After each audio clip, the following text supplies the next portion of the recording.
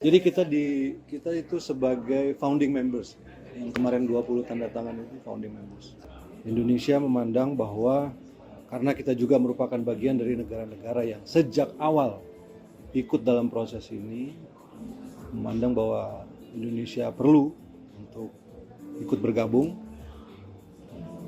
dan terus terang saja perlu disampaikan bahwa prosesnya ini juga agak cepat.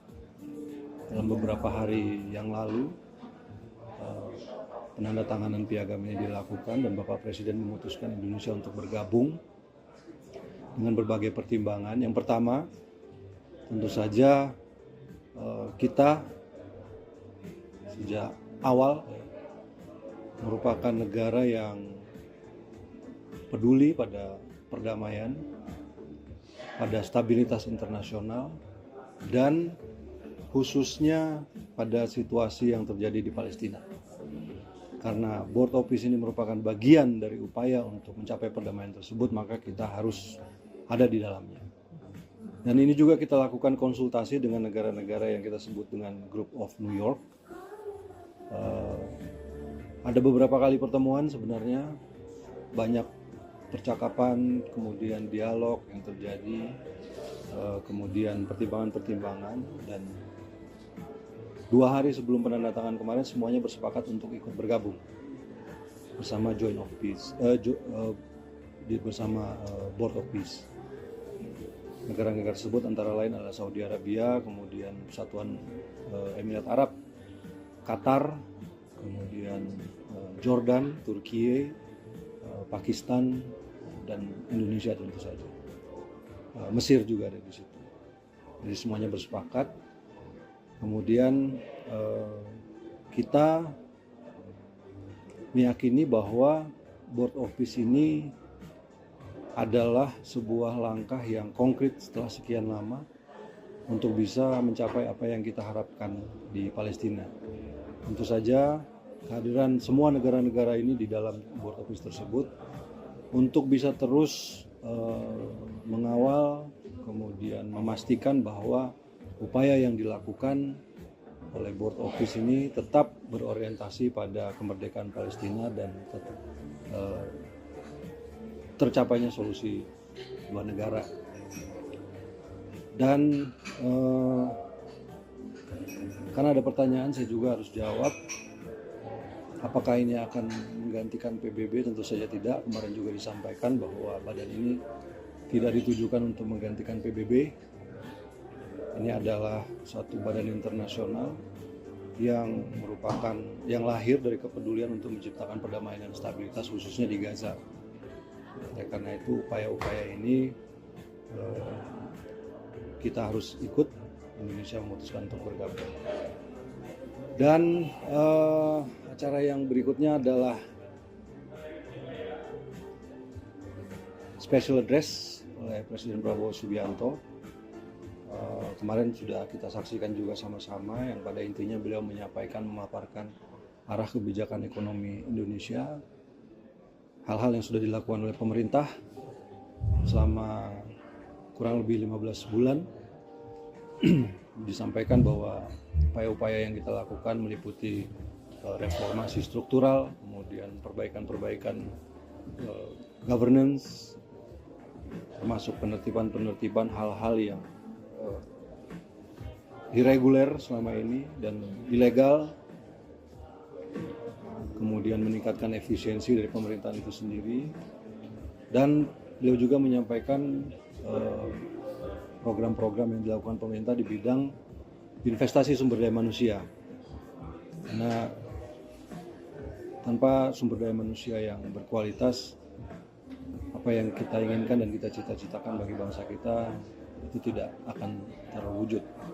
Dan dari beberapa respon yang kami dapatkan,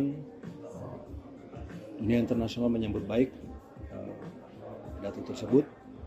Kemudian juga saya kira ini membuat posisi Indonesia saat ini di dunia internasional berada di dalam suatu tingkat yang saya kira jauh lebih tinggi. Kita ada bersama-sama dengan negara-negara lain yang dan menjadi negara yang diperhitungkan di dalam percaturan politik internasional. Saya kira itu saja. Pertanyaan? Dengan bergabungnya Indonesia ke BOP ini, apakah artinya Indonesia juga memiliki posisi yang lebih kuat untuk mendorong solusi diplomatik, misalnya daripada hanya misalnya mengecam dari luar forum gitu?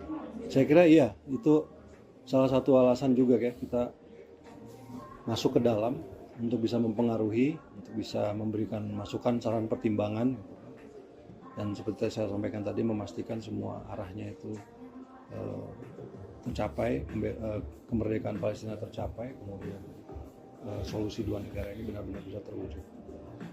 Dan kemarin juga kita saksikan bahwa sesuai dengan apa yang menjadi peace proposal dari Presiden Trump, bahwa akan ada satu badan teknokratik ya, sifatnya teknokratik dari pihak Palestina. Kemarin juga sudah